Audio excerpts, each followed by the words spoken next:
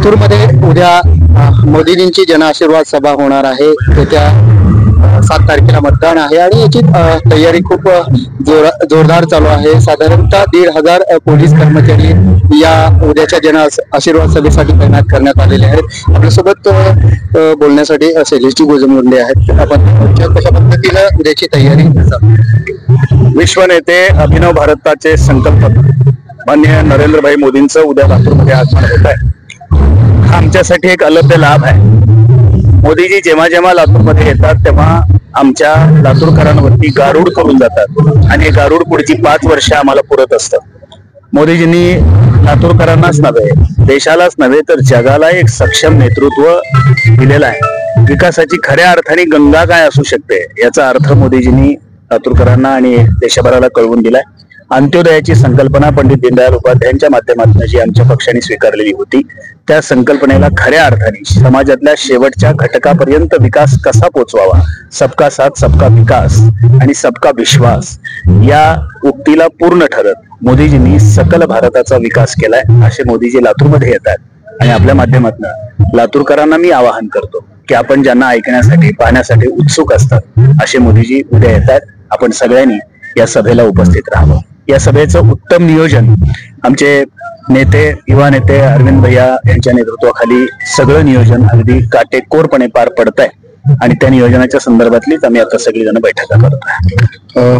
लातूरमध्ये भारतीय जनता पार्टीचे जे काही आतापर्यंत मोठे मोठे कार्यक्रम झालेले आहेत त्याचं एकदम काटेकोरपणे ज्यांनी नियोजन केलंय, ज्यांना मॅनेजमेंट गुरु म्हणून या ठिकाणी ओळखलं जातं, आपल्यासोबत अरविंद भाऊ पाटील यांचे आहेत. आपण त्यांना विचारू की कशा पद्धतीनं उद्याच्या या सभेची तयारी झाली. भैया, उद्याच्या सभेसाठी कशी तयारी झाली? अतिशय चांगल्या पद्धतीनं खूप तयारी झालेली आहे. आपण बघत असाल एक भव्य दिव्य मंडप इथं केल्यात. गेल्या वेळेस माननीय मोदीजी जेव्हा आलते 2019ला 12:30 वाजताची सभा होती.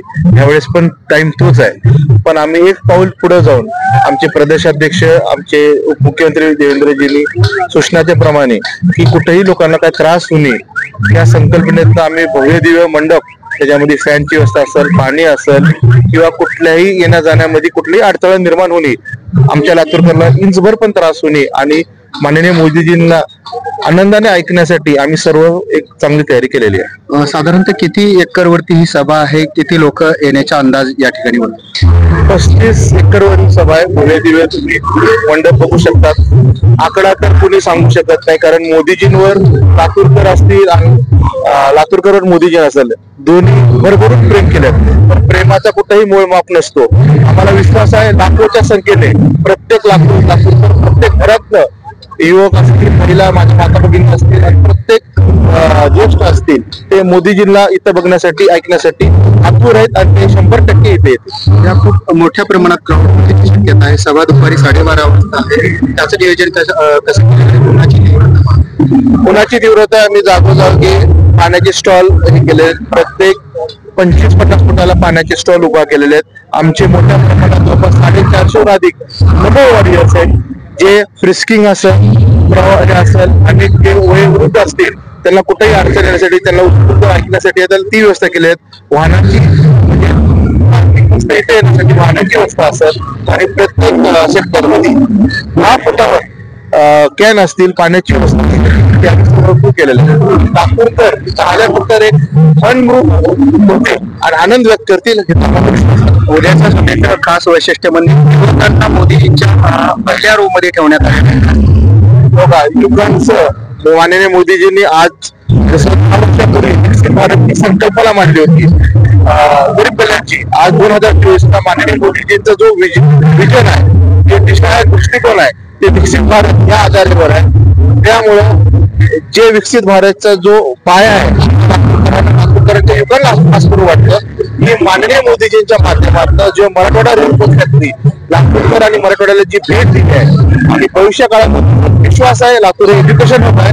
त्या एज्युकेशन हबला एक केंद्रबिंदू ठेवून एक केंद्रीय विद्यापीठ इथं उभा होऊ शकेल. त्याच्यामुळे उत्साह नवयुवकांमध्ये जास्त आहे.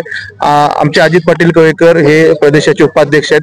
त्यांनी प्रत्येक जिल्ह्यामध्ये प्रत्येक विधानसभेमध्ये जवळपास 52 बैठका घेतल्यात.